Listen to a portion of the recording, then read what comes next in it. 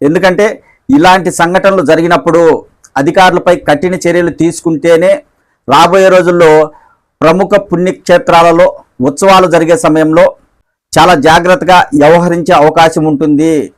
భక్తుల నుంచి వాదనలు వినిపిస్తున్నాయి.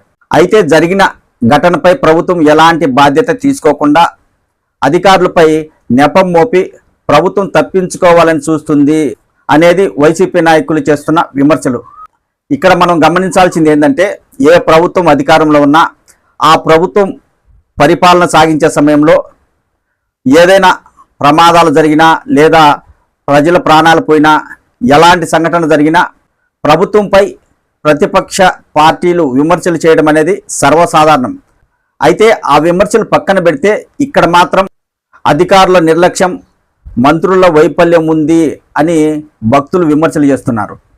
సంఘటనపై ప్రభుత్వం తరఫున అధికారులు విచారణ చేపట్టారు. అయితే ఆ గోడ నిర్మించిన కాంట్రాక్టర్ చెప్పిన మాటలను బట్టి చూస్తే నాణ్యత లేకుండా తాత్కాలికంగా గోడ నిర్మించడం వల్లనే గోడ కూలిపోయింది, వర్షానికి భక్తులు మృతి చెందాల్సిన పరిస్థితి ఏర్పడింది అనే నిజాలు విచారణలో బయటపడ్డాయి.